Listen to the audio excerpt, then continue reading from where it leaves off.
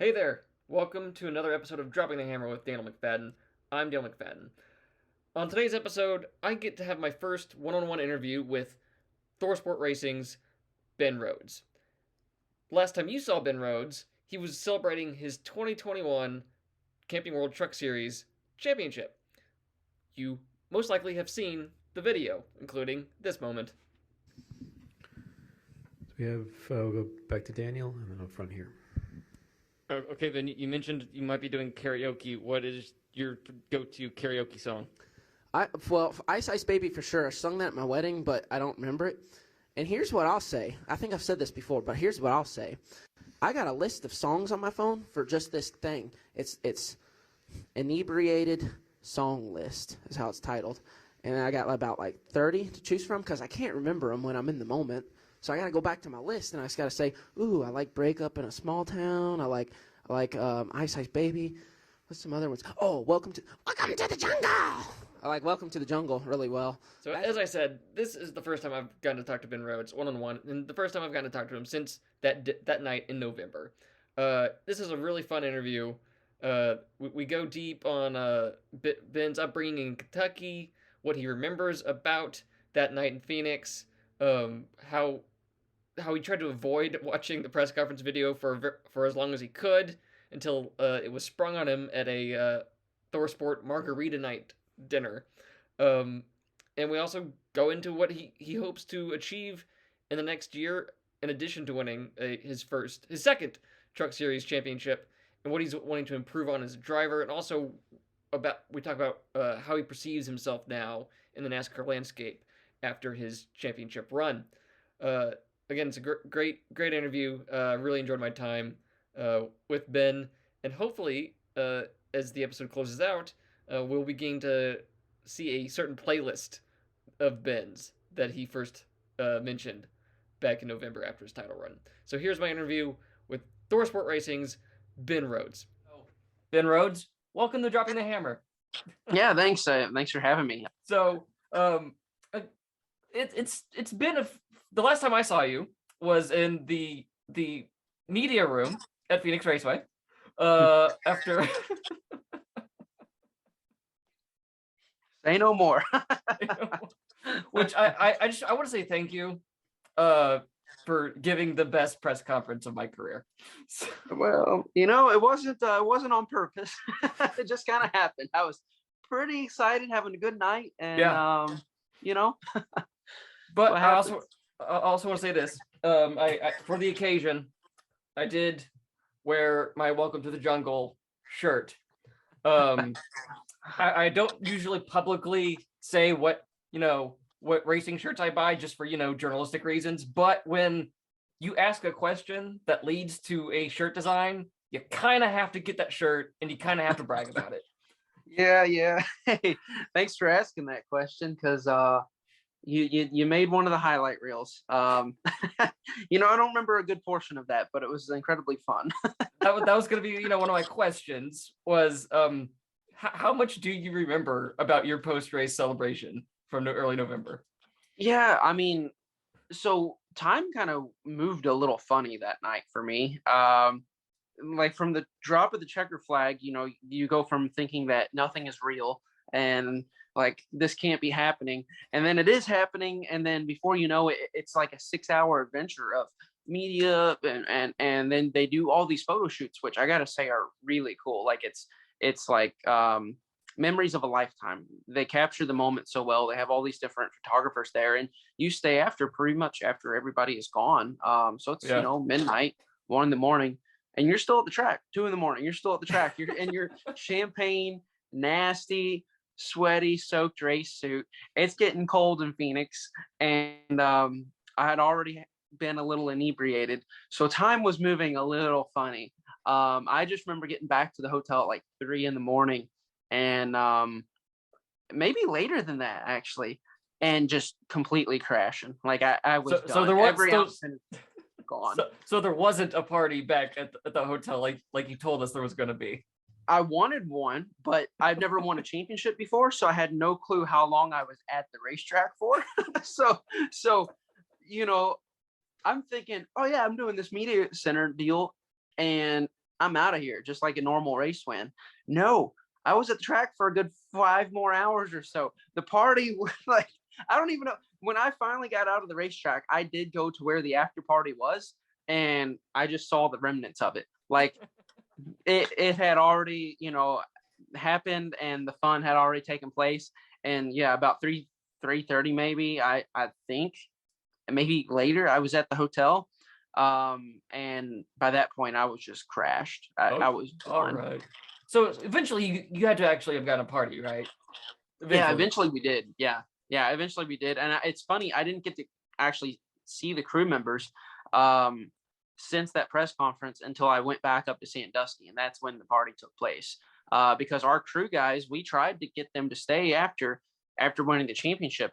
But I don't know if you know this or not, but every hotel, I mean, literally every hotel room in Phoenix was sold out. So when we won the championship, our PR person, Lynn Glockner, she was supposed to be on that flight with the crew guys back. She didn't have a room that night. So she ended up going back to the room with my wife and I, and she slept on the couch at the Hampton there. So, oh yeah, there wasn't a room in the entire city. Wow. So, oh yeah. Yeah, the party took place a good 4 or 5 days after the win. Yeah. Do you remember the one that I was at? How much do you remember of that party? A good bit, yeah. That one I was full focused. Yeah, I was fully involved. So I just got done talking to Daniel Hemric, and I asked him if there was anything he would want to ask you, and he asked, so at what point that night did you start to feel things tipping towards not good? You know what? It was pretty much all good to me. I actually that thought never even crossed my mind. Like, okay, all right. I kind of knew I was getting smashed. Like I knew that I was full throttle when I went to the party barn. They call it the barn. It is legit a party barn outside of Phoenix. They took me to it, and I have beers being thrown at me. I just chugged a bunch of champagne, and I'm like, we're living the life. There's no such thing as not good tonight. So I just hammered down with the fans, and before I know it, they're throwing me in this sterile environment and giving me a microphone. I'm like, that's a bad choice. That is a bad decision. So at what point did you actually get to go like rewatch your press conference? Well, I actually didn't want to. Okay. I really wanted to avoid it, but I avoided it as long as I could. I go up to Sandusky, I think, for the second trip after the championship. We have a thing called Margarita Night or Taco Night. We call it different names, but we go out to this place. We pick up the takeout order, and we go back, and we talk. We have margaritas and tacos. Like, that's what we do. Okay. So Duke Thorson thought it was really hilarious to throw the entire press conference, the full length, up on the TV for me and everybody else to watch while we were having Margarita Night. All like 18 minutes worth. That was painful.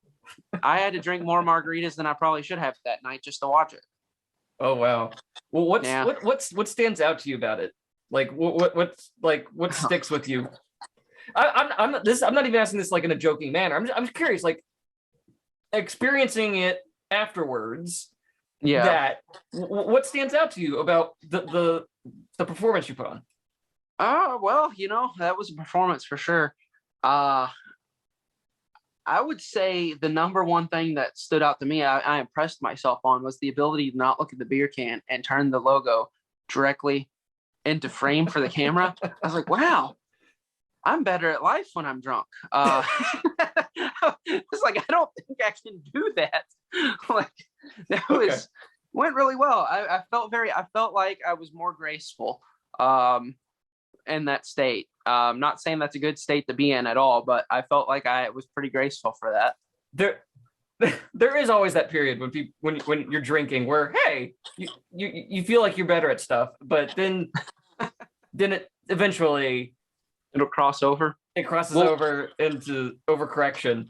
The folks around me did a good job that night. I don't think I ever got into the overcorrection territory. I got to where I think I was more zoned in. Yeah. And then they took the bud away, and they took all the stuff away and started feeding me chips and water. And the water it perked me up like that. I guess I was really dehydrated. Who knew? Okay. So who designed the shirts? I think there were three different designs, if I remember right. Yeah. Who designed them? Well, a couple different sources. So the source that you're wearing right now is actually an old designer we had in Sandusky, Ohio, that used to design our race trucks. So he texted me after the race and he's like, "Hey man, pretty cool. Let me know if you need anything." I was like, "Well, funny you ask, because I have been having a lot of people reach out to me about some Drunk Ben shirts." And I said, well, you might be able to do this project for me. So that was one of the sources, but it worked out perfectly because he's texted me and I'm like, this is, welcome to the jungle. What's the other one? Libations are good. Yeah, he handled both of those. He did a good job. They're really cool. I really like them. But it stuck out to me that, like, during this press conference, you talked about how you're like, when it comes to like social media stuff, you said you're not very creative. You're more of a consumer. But as a result of this, you got to create something. I thought that was really cool.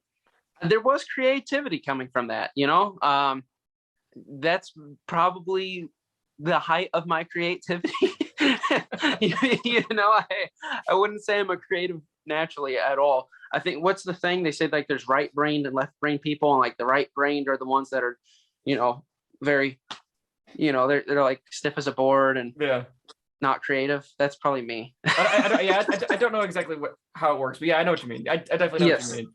So, yeah, I don't know either, but so I'm pretty sure, Ben, that I've been doing this as long as basically as you've been in the NASCAR National Series. I've been covering NASCAR. I'm pretty sure this is the first like one-on-one interview I've done with you. Pretty sure. So I want to get into a little bit of your background. So which part of Kentucky are you from? Yeah, so I'm from Louisville, Kentucky. That's where the Kentucky Derby is. Louisville Slugger baseball bats, a lot of the bourbon. We're on the map. You can find us. So, like, just describe to me, like, where in the Louisville area did you grow up? How significant of a part was racing in your upbringing? Yeah, well, so I grew up in the south end of Louisville. South end is kind of like the blue collar, Dixie Highway area. That's kind of like the blue collar area. Grew up around trades and just kind of a hardworking family, I guess. So they knew some folks through like the union that were selling a go-kart. When you say they, you mean your parents? My parents, yeah, exactly. Okay. So they knew somebody that was selling a go-kart. Some acquaintances, I guess you could say, and we had nothing to do with racing at all. Okay. So never watched the race. Okay. So your first generation. Yeah, from scratch. Okay. My dad loved cars. I mean, he grew up buying cars when he probably shouldn't have, and trading cars, and he tells me all these stories about all these cool things he had, like all these cool cars he had, growing up, that he would fix one up and sell it and then buy this and he'd trade it for that. And I always thought that was hilarious. And he had this huge interest in vehicles, but like never watched racing, never had us into it. But one day he started building ramps and jumps and stuff in the backyard for four-wheelers and dirt bikes. And we had a long driveway, so we were able to run go-karts. And I think they eventually were like, we know these people that are selling a cart. All they do is drive go-karts. Why not try to see if it could be something we can do together as a family? Okay. So definitely first generation, zero experience at all. Okay. So what did your parents actually do? Yeah. So, for like a living or for getting the go-kart? Oh, for a living. For a living. Okay. Yeah. So my dad's, he was a trades guy. So he was HVAC industry. So heating and air conditioning. Okay. He started that in high school, at vocational school. And then from there he got out and he started out at Wendy's being their maintenance man, and then transitioned into basically working his way up the ladder to doing like chillers and big, process refrigeration and stuff like that. And very mechanically inclined. My brother got that. I'm like in the middle. Okay. I feel like I've got the engineering brain, but I don't have all the practical experience of them. I mean, my dad's worked a lifetime on this equipment. So whenever, I need help on something, he's the first one I call. Like he super smart about that stuff. He loves racing just from the mechanical, point of it. That's why it resonates well with him. Obviously I like it because of the driving. So it's like, so when your team's talking to you about mechanical stuff in the car, how much are you able to grasp onto? Oh yeah. No, so growing up, my responsibility was always to work on the equipment. If I didn't have the jobs done that my dad wanted done, I wasn't going to the racetrack. If I didn't have good grades, I wasn't going to the racetrack. Most of the time I would come home from school and he would have a list laid out, and I had to go out and unload the carts from the Okay. trailer and work on them. We'd clean them, change the oil, change the engine, gear, whatever it was, clean tires, prep tires. We would do everything we had to do. He would come home and then he would teach me how he was scaling it out and setting it up. Because at 10 years old, I was doing my best to learn the more engineering oriented side. But since that point, I've always had an interest. So when the team talks to me, I spent a few years in Charlotte, living with crew members and working at the team every day. So I would go in as a regular crew guy, and that was probably the best thing I could have done to get a foundation. And, am I as skilled as crew members? Absolutely not. But I know what we're talking about, and I know what needs to be fixed on the race car, which is good. Okay. All right. So you get into a go-kart. Like, so what series are you racing in or whatever with a go-kart? Yeah, when we first started, we actually went to our local track across the river in southern Indiana. That was Sportstrom Speedway. The 4-H fairgrounds, we raced at for dirt stuff. So it wasn't like a big touring series that we got into yet. Later on, we got into the WKA series. Then we started going to all the big money dirt races. So to start, we were kind of like the small local hotspot, right? And then we branched out from there and went to any big money race that would attract the best drivers teams. That's where we would go. Okay. So how do you wind up in NASCAR in the truck series? Like, what was the pivot point for you that led into that? I don't think there was really a pivot point. I mean, Daniel Hemric, who you said you just talked to, could probably attest to that. It is such a journey, and I kind of wish I understood that journey better before getting into it. A lot of people that may be first timers in NASCAR still came from there's a lot of people that are first timers in NASCAR that still came from that area or knew somebody. We really didn't know anybody and had no experience. So I'm still kind of the outsider. I still don't live there. I race for the one team that isn't in Charlotte. Like I'm still very much an outsider. Yeah. But I gotta say, I don't think there is one defined path to NASCAR, not like there was in the past where there was development, through manufacturers and teams. The team developments kind of went away. The manufacturer development's still there to an extent, very slight. So it's really a journey, and I just wish that I understood the fact that it's not about trying to get the big, opportunity or the big break that everybody talks about. It's about how long can you stay around, because if you can stay around long enough, you will get the right opportunity. But that comes with, smaller opportunities that lead to that. So it's been a journey. It's been a heck of a ladder. I started in go-karts, went to Bandoleros, legend cars, late models, only late model stocks. I never did the supers. Went to the K&N Pro Series, did a couple ARCA starts, 10 starts in the Xfinity Series, and then I've been in trucks ever since. So here I am.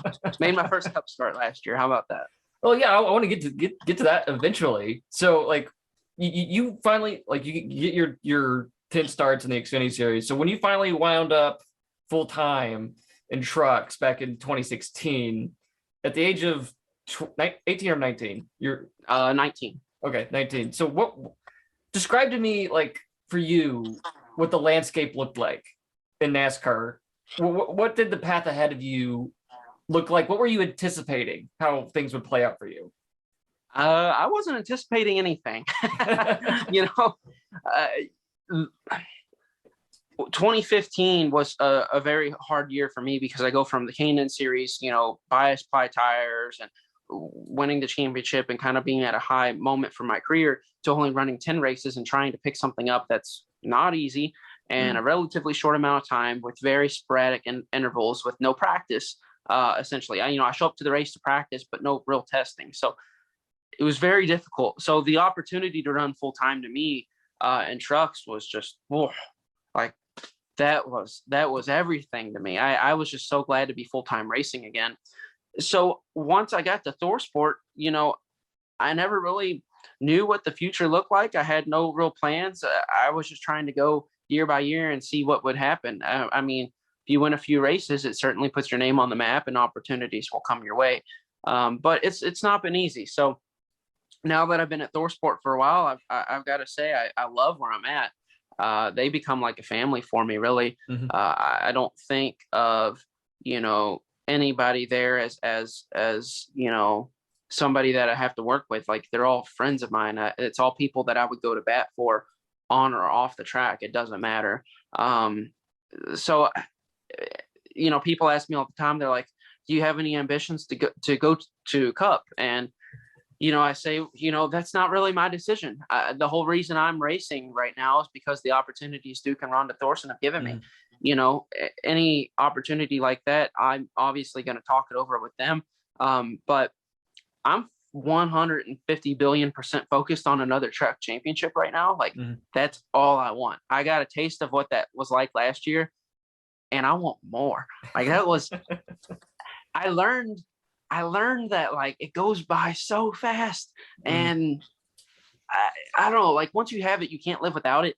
And once you can do it, like, it seems real and possible now. It seems attainable, where before, I didn't quite have all the pieces together. And now I've got the same team. I've got all the same resources. Like, there's no reason we can't do it again. And I'm more hungry now than I was last year when we got it. So to the family aspect of ThorSport, did it immediately feel like that? Or was that something that kind of evolved to that spot where, like, when, like, you were 18, 19 years old, usually when someone as young as you gets to the Truck Series, everyone kind of expects, oh, they're just going to be here for, a short break, and then they'll go off. So was it always like that for you with ThorSport, that family thing, or did you have to work to get to that spot?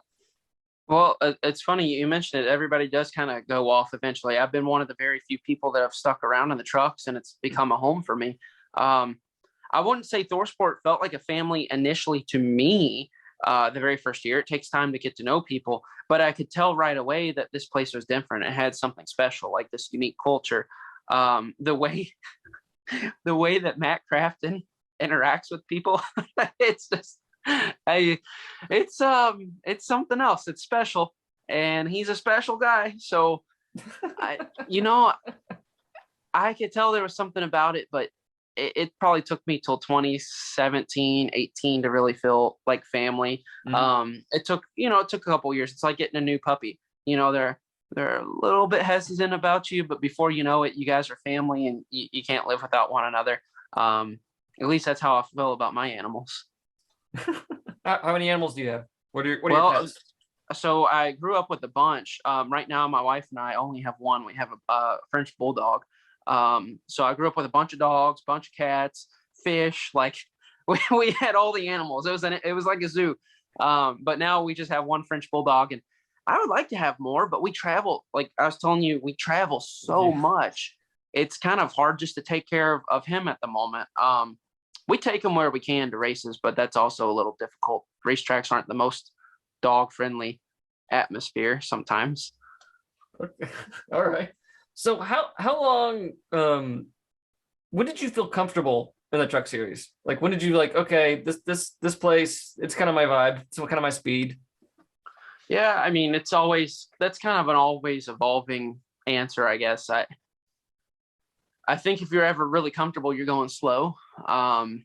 So, I mean, the only time I'm comfortable is when we're not fast. I mean, usually comfortable truck's not a fast truck, and at least that I've found. So I'm more comfortable, and I know what to expect now more than I did in 16. Like, there was a lot of times throughout this last season that if you took me from 2016 and moved me into where I'm at now, if I was in those positions, I would have wrecked the truck, right? So I've evolved a lot as a driver and understand what the capabilities of the truck are and what I can do as well, and where I need to be and the pace of the race, and understanding my competition and kind of all those elements of racecraft. I feel more comfortable and confident about it, but I still know I can get bit pretty quickly. And it happens. Like, I mean, I had 2 races this year. Still, I got incidents, and my goal in 2022 is for nothing to happen. I want to be top 10s every race, and the first way to clear that up is no on track incidents, and that's like the number one goal. That'll kind of take care of everything else. Okay. So if I had told you in 2016, going into your rookie truck season, that you'd still be in the truck series, 6 years later, but a defending champion, would you have been surprised by that you'd still be here? No, I mean, surprised in a good way, right? Like I would have been surprised in an absolutely amazing way for the fact that I'm racing for a career, and like to race for a career at any level of motorsports means you made it, at least in my eyes. The very first NASCAR race I ever saw was the truck race at Kentucky Speedway for their return. So from that point on, I was 100% hooked. I mean, I could run trucks the rest of my life, and I'm one happy camper. Like, I think trucks are badass.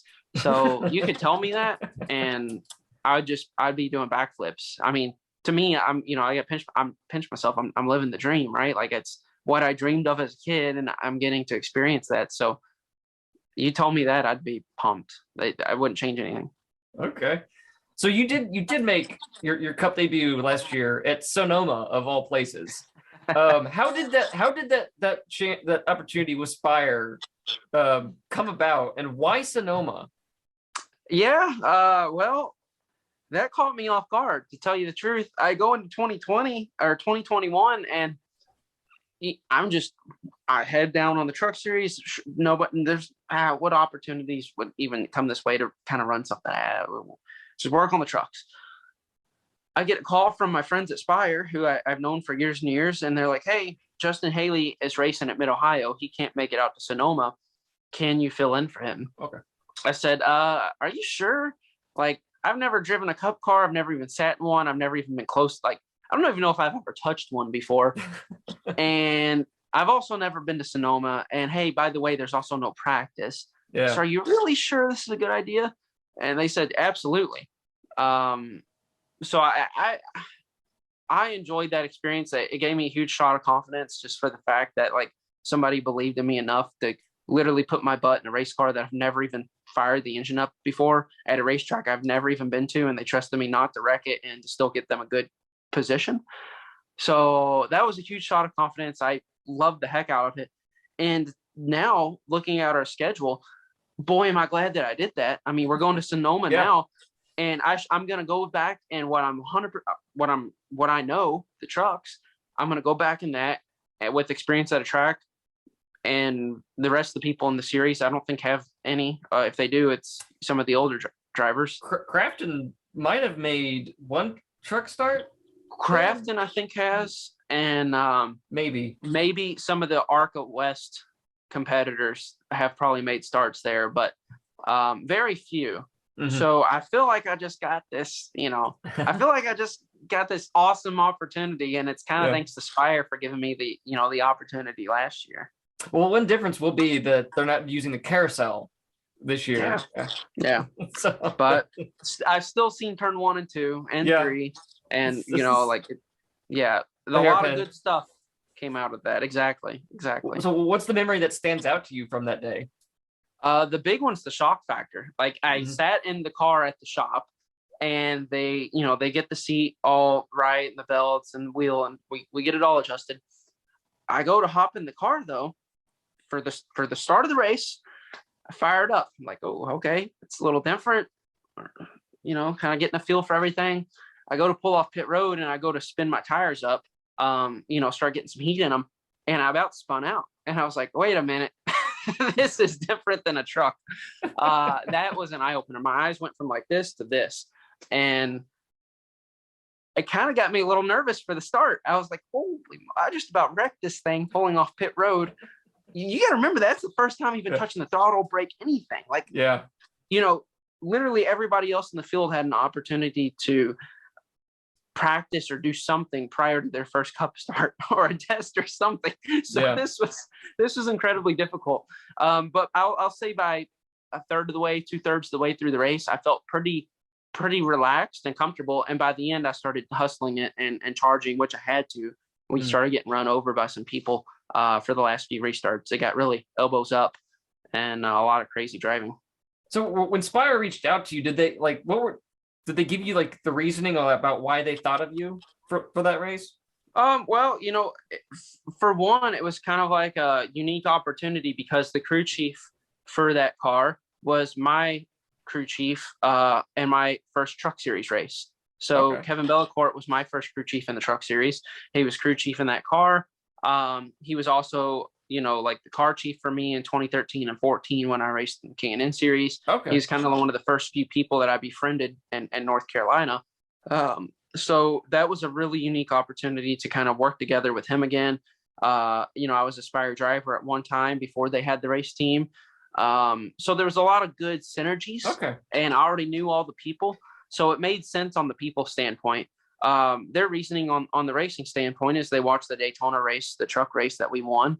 We started on the pole for that race, and we made a lot of passes, and we were racing in the rain, and we ended up winning it. And they thought that was a good performance. And, I was thankful that they saw that and thought that I could do it. It's one thing to get the opportunity or get the call, but it's another to actually be the one that gets finally in the seat. Cause I'm sure I wasn't the only one that they talked to.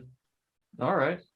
So in the last 3 months, since you won the championship, has any door opened for you? Have you had any conversation with, I don't know, sponsors or a team that maybe wouldn't have taken place if you hadn't won the championship?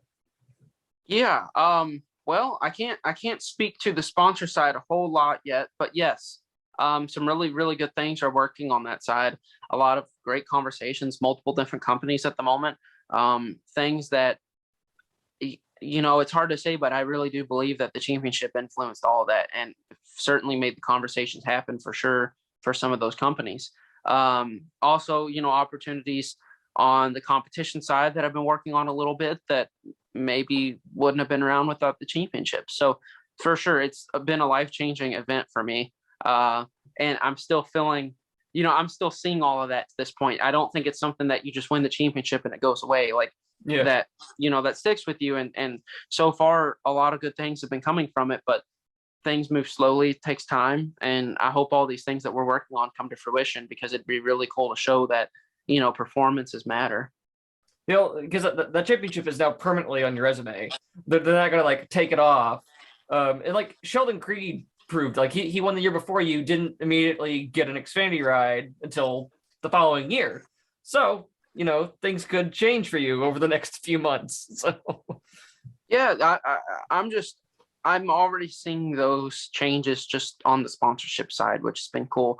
I feel like people maybe recognize who we are now. Like I felt like maybe I was kind of I felt like we were really the underdog going into the championship, like not because I thought we didn't have the capability to win it, but we were portrayed as like the underdog or the dark horse. Like here's John Hunter, Matt Crafton, and Zane Smith. He's the Chevy guy. These are the two Toyota guys. And, oh, by the way, you've got Ben Rhodes. Well, dang it. We had the best average finishing position of anybody in the whole series all year. We finished more laps than anybody in the whole series all year. Like, those are good stats. Those are something we really worked hard towards. And we were the dark horse. I didn't get that. So I'm hoping maybe that changed that. And not that it bothers me, but it makes a difference when you're looking for coverage for your sponsors, right? You want that recognition for the people that support you. So what's the main goal for you this year? You're going for that second title, but as a driver, what are you going to be working on this year to make yourself better? What areas are you working on? Oh, well, it's been an area I've been working on since 2019. I've really been working on just big picture racing and my pace within the race and what I'm doing. I'm working on kind of car control and being more hyper focused on where I need to be on the racetrack for a specific line, specific groove, specific handling, and where I need to be compared to my competitors. And that, I know that's like a mouthful, but there's a lot of moving parts there. And that sounds like, oh, well, that's just what racing is. Well, it is, but it isn't. There's, in the past, as a younger driver, I used to just get in the thing and I used to just go hard. And a lot of people would say, oh, don't overthink it. You just need to go out there and do what you do and, drive the wheels off of it. Okay, that's all good and everything, but this is a really unique and hard level of racing that we're doing here in NASCAR. I mean, it's not easy. Everybody's on their A game. If you want to be better than them, well, you have to find ways to do that. So I'm spending a lot of time focusing on areas that maybe other people aren't, and I hope it's going to pay off. But big picture racing for me is something I've worked on extensively. And with that comes goals of finishing every single lap, finishing in the top 10 every single race. We want to get 5 wins this year. And then, of course, the championship. But finishing every lap is that big picture racing. And getting those top 10s is that big picture racing. All that stuff adds up to the championship. And it's harder to see nowadays with the stage racing. Okay. So when you gave your press conference in Phoenix, there were times where you got kind of introspective and kind of like honest, which was like people get honest when they have drinks, but but in all seriousness though, you became kind of very honest about like I guess maybe not the perception of you or whatnot, but like you said, like I'm not the most popular guy in NASCAR. I'm not active on social media and stuff like that. Can you just like maybe go in just a little bit more detail about like how your perception of yourself before winning that championship? How did you view it? Well, number one, I'm not a huge fan of social media. Like if I could press a button right now and make one thing disappear from the world without hesitation, boom, boom, social media gets the axe. And it's not because like, it's just such a I don't know. I feel like it's such a responsibility. And I come up with all these funny things and stuff that's like 100% Ben that, did I lose you just now? Can you still see me? I can hear you, but I can't see you. Oh, geez. I think I pushed a button or something. There you are. Okay, you're back. Oh, okay. Boom. All right. So anyway, I come up with like all these 100% Ben things. Like this is 100% me. I'm going to tweet it. But then I see so many people get, like haters, or even if it's just something silly, so many people will come after you and just attack you for whatever. And I just don't want, I'm like, well, who wants to be controversial? So let's just be as vanilla as possible. So no personality. Here's just a little tweet here, a little tweet there. The people that know me probably know that I'm squirrel, like, and there's a lot just going on here and there, and but there is focus. So even like, I just find that conversations through digital devices are so difficult to do. I'm a human person. I like human interactions. I like to sit down, have dinner with people. I'm not big on texting. I love to get on the phone and talk if we're going to actually talk and use digital phones. So I'm like that old person trapped in like a young person's body. So you're an old soul. I'm learning to have more fun around people in the racing world, because I used to be so like competitive that I wouldn't even like have fun around them, because I'm like, oh, these people are all out to get me. I got to go win. Like they just want setup information or this and that. And, why becomes friends with people when you just have to boot them out of the way on the racetrack? It's going to be easier to boot you out of the way when you're not my friend. So I've matured a little since then. I actually really enjoy going around and talking to my competitors now, and having those relationships. I think it's a lot of fun, really. Still kind of an outsider, but not really. I enjoy those conversations. It's fun to me because these people I can relate to, where people that are on the outside world of the racing world, they don't experience the same things as you. So, you can talk to your peers, I guess, is what I'm getting at. So do you think, because we've all now seen this other side of you, I didn't answer your question, did I? So, well, I mean, I guess, like I said, like what was what was your perception of you as a driver and personality wise? I realized I just totally did not even answer your question. It was a good answer. Squirrel. It was a good answer to a question I did ask. But yeah, wow, how about that? I've done that this whole interview. Can you imagine that? Well, I guess going back to the original question though, yeah, like how before winning the title, what was, how did you perceive yourself? You know, I kind of perceived myself as somebody who is really just trying to make it in the sport, somebody who is perceived as a non-driver. I think people maybe perceived me as somebody who can only win if their truck is handling 100%. Maybe that's people on the outside. I think the people that have worked with me, myself included, that have kind of been along on my journey, the way I perceive myself is I feel like I can do this. I believe in myself 100%. I know that I could hop in a cup car and go win championships. I feel like I could go run Formula One and win championships. Like I 100% believe in myself. And you know, that's one of the things why I wouldn't hop on Twitter, I guess, because people's perception of me is different than my perception of me. And I don't really need that garbage in my life. So I'll just move on with how I feel. And if you look at all the people that in the world that seem to be doing something positive, they're the ones that believe in themselves and don't let the other junk bother them. They're just unbothered and they move on with life. And I try to do that. But I feel like I'm ever evolving as a human and getting better. I try to just always stay productive and, you know, get better every day. So, like, I guess my follow-up question was going to be, since we've not now seen this other side of you at this press conference, we now know that exists. Yeah, that's me pretty typically. 90% of the time, 100% of the time. Do you think you'll break out of your shell a little bit more going forward?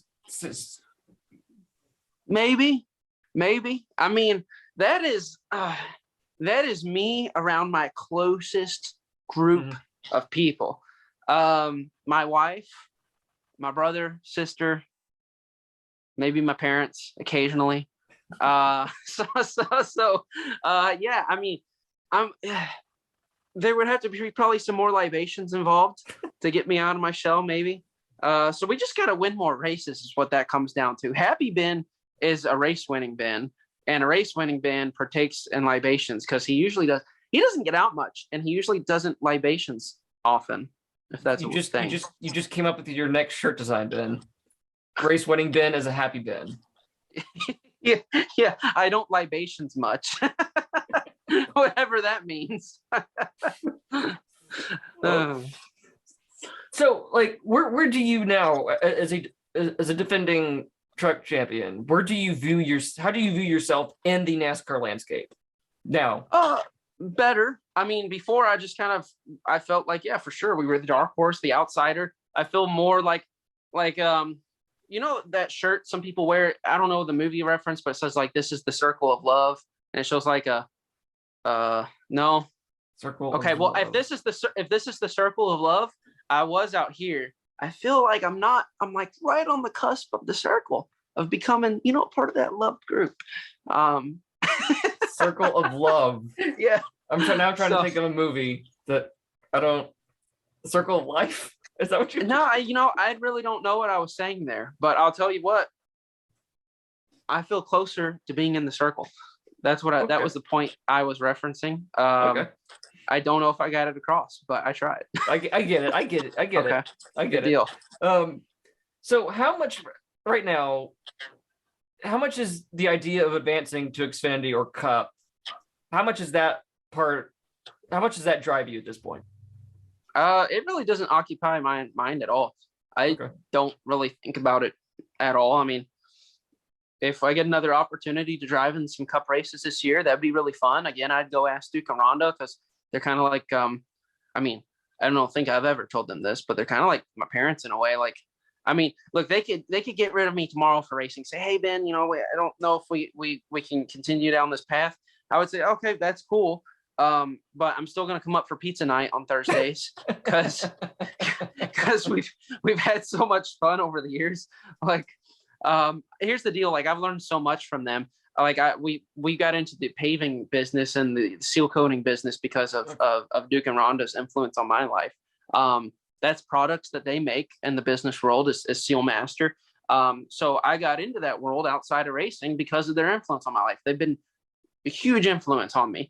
So whatever anything is that could come my way, whether it's a dirt deal or maybe a couple cup races or here's some Xfinity stuff, I'm 100% like, hey Duke, what do you think?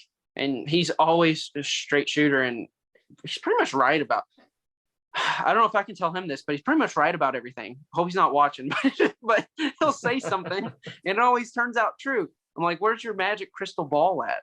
How do you know this? So how do you view the truck series going into 2022? Because over the last few years, it's really, really like solidified itself as being, there are the young guys there. And for for about a decade, it was really just the young guy series, with the exception of Matt Crafton, and a couple others. But now it's really balanced. You got quite a few veterans, including you. And then you got the young guys who are still starting to get in, starting their careers. So as a driver, how do you view the truck series going into 2022? I think the truck series is the series to be in my mind. It is in a healthy spot right now. It's in the most healthy spot I've seen it in years and years and years. And I think now it's tougher than ever to win a race. I think it's tougher than ever to go out and, compete in the front. I think it's tougher than ever to race on these restarts and pick up positions rather than lose them. The fact of the matter is you've got a really, really good group of drivers in the truck series who have found a home for themselves, and you've got a really good crop of new young drivers coming in that have been successful at every level. It reminds me of, the inception of the truck series. Like when it first came about, that's what it was. And it was insanely popular. And, once they kind of designated it as like, this is the feeder series to the Cup, some of that popularity died off. I think we're starting to see kind of a rebirth of that, which is great. I want it to stay that way. I think it's its own individual identity. Trucks are the best selling vehicles on the road. Like there's so much positivity to the truck series that, sponsors, one thing that they always talk about is like, we can come be a part of the truck series and we can have that full NASCAR vibe for a fraction of what it costs and have just as much action and then some. So I think the truck series is insanely healthy right now. I love the fact that you're seeing like this rebirth of personalities that are the veterans with the new crop coming in. Like, and it's just tough. The Ilmore motors have made it tougher than ever. The tires, like no practice. It's just tough. Which track are you looking most forward to visiting this year? I know you got Sonoma, Mid Ohio, right? And trucks are going back to IRP. So which track has been Rhodes looking forward to the most getting to this year?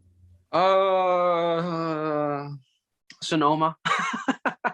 I mean, I had a good time last year. I really did. I'm curious to see how much transfers over with the new layout for me and knowing, I just feel like I got so much confidence going there now compared to the rest of the folks. Like retro, like on the other end of that spectrum, going into COTA last year, I saw all these other drivers I was competing for wins with going there ahead of, the race and getting laps. And I just felt lost. Like, how am I going to go compete with these guys? All I've done is some stuff on the simulator and they've seen it in real life. They've done their work and I haven't been able to do that. So I just felt so like down going to that race. And now I'm on the other end of the spectrum. I just feel like so positive. So that's one. I'm looking forward to the Bristol dirt race again. I say that now, knock on wood or something. I got to find a wood object. I hope it goes as well as last year. I'll take second place at a dirt race. You can quote me right now. Second place at a dirt race is not bad because dirt racing, it's tough. It's something in the trucks. I mean, Knoxville was a demolition derby. It is just really hard to finish in the top 5 in a truck dirt race. So second place, uneventful, I'll take it all day long there. Okay. So since my podcast is called Dropping the Hammer, this year I'm going to ask all my driver guests a Dropping the Hammer question. Not a Days of Thunder question, my bad. Who are you most like? Cole Trickle, Rowdy Burns, or Russ Wheeler? Oh gosh. You know, I don't know an answer to that question. Look, and it's not because I haven't seen Days of Thunder. I've probably seen it 4 times, Okay. but the last time I saw it was like 7 years ago. I'm trying to think. Russ and Rowdy, I think I'm confusing their personalities here. I know who Cole Trickle's like. Cole Trickle reminds me of like the Kyle Larson types, because Cole Trickle, he just will drive the shit out of it. Wait, can I say that? Go ahead. It's fine. Okay, I said it. Sorry, everybody. He'll just drive it really hard. And like, if you listen to Kyle's feedback on the radio, he doesn't go into like some sort of engineering speak. He just, it's loose, it's tight, I'm gonna drive it. It's kind of like how it is.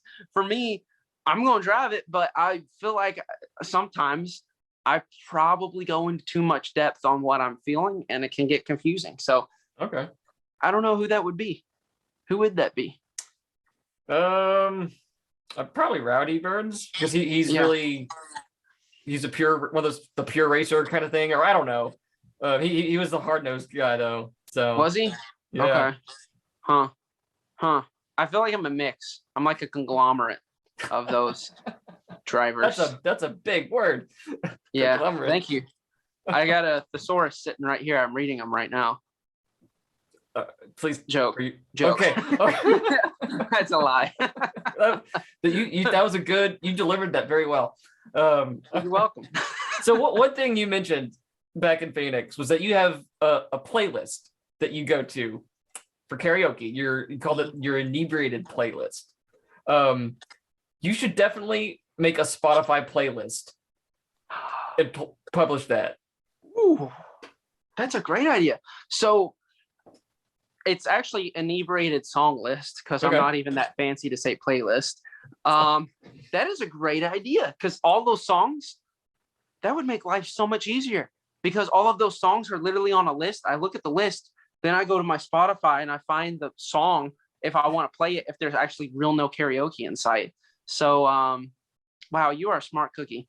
See, this is why I'm not on social media as much as I probably should be, because technology, man, just light years ahead of me. But yeah, you should make that a public playlist and share it on Twitter for all of us to consume. Well, you asked for it. I might just do that. All right. I might just do that. Inspired by Dropping the Hammer podcast, the Ben Rhodes inebriated song list is coming to a Spotify playlist near you. Near you, yeah. You can all join in. Join in. So okay, I guess for my last question, going off of songs, as a defending champion, what will be your theme song for 2022? Oh gosh. The theme song for 2022? Yeah. Well, here's the problem. For me to tell you this, I would have to take my phone, which we're recording on right now, pull up my inebriated song list in order to tell you. I mean, here's my number one go-to song is Ice Ice Baby. I think I said that in the thing. Yes, that's my number one. You know, you can just give me the beat and it's gonna happen. You know, I don't know what's the theme song for next year though. I might have to tweet you that one. Okay. All right. I have to tweet you that one. To tweet that and the playlist on Spotify. Do that. We'll work on that. Okay, I look forward to it. Okay. So cool, man. Ben, thank you. This was great. This was a ton of fun. And I look forward to future shirt designs and Spotify playlists. Sweet. I'll tweet you, man. Thank you. All right. Thank you. Ben, take care. Yeah, thanks, man. Have a good one.